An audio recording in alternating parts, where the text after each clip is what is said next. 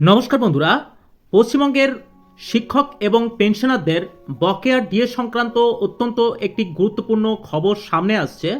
আজ আমরা এই ভিডিওতে আপনাদের কাছে সেই খবর তুলে ধরব। আপনারা অবশ্যই আমাদের চ্যানেলটি ফলো করে রাখতে পারেন।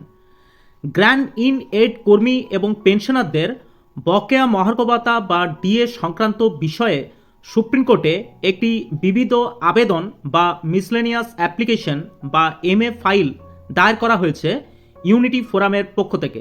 রাজ্য সরকারের অর্থ দপ্তরের জারি করা বিজ্ঞপ্তিতে থাকা বৈষম্য এবং অবহেলার বিরুদ্ধে আইনি সুরাহা পেতে দেশের সর্বোচ্চ আদালতের কাছে দ্বারস্থ হয়েছে এই সংগঠনের সদস্যরা। আপনারা অনেকেই অবগত, রাজ্যের অর্থ দপ্তর বা ফাইন্যান্স ডিপার্টমেন্ট সম্প্রতি বকেয়া মহার্ঘ ভাতা প্রদানের বিষয়ে 3টি পৃথক বিজ্ঞপ্তি জারি করেছিল। এই বিজ্ঞপ্তিগুলির মধ্যেই বৈষম্যের মূল ভিত্তি লুকিয়ে রয়েছে বলে ইউনিটি ফোরামের দাবি।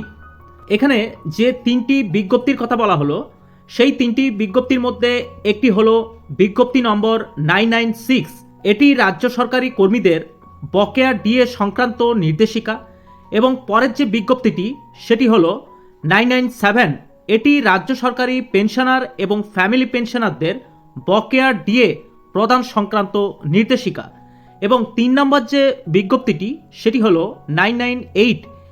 এই নির্দেশিকাটি বিশেষভাবে রাজ্য সরকার অনুদানপ্রাপ্ত বা গ্র্যান্ড ইন এড কর্মী এবং পেনশনার এবং ফ্যামিলি পেনশনারদের জন্য জারি করা হয়।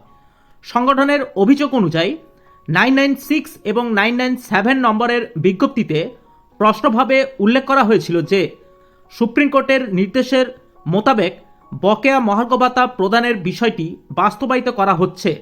কিন্তু আশ্চর্যের বিষয় হলো, গ্র্যান্ড ইন এড কর্মীদের জন্য জারি করা 998 নম্বরের বিজ্ঞপ্তিতে সুপ্রিম কোর্টের নির্দেশের দ্বারা বকেয়া মহার্ঘ ভাতা দেওয়ার কথা সম্পূর্ণ অনুপস্থিত ছিল।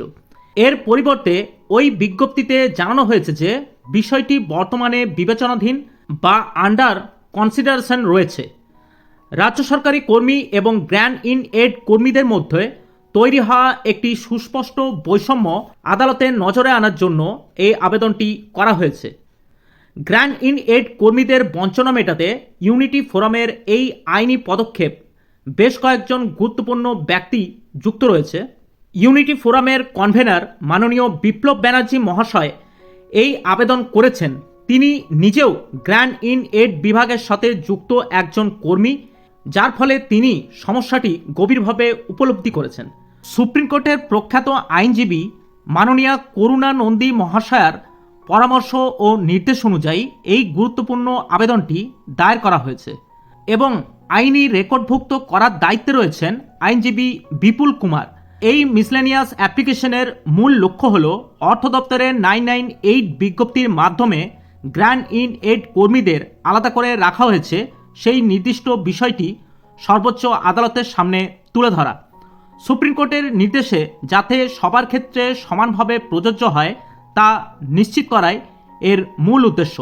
এই নিয়ে পরবর্তীতে যে আপডেটগুলি আসতে চলেছে সেই আপডেটগুলি সবার প্রথম পেতে অবশ্যই আপনারা আমাদের চ্যানেলটি ফলো বা সাবস্ক্রাইব করে রাখতে পারেন।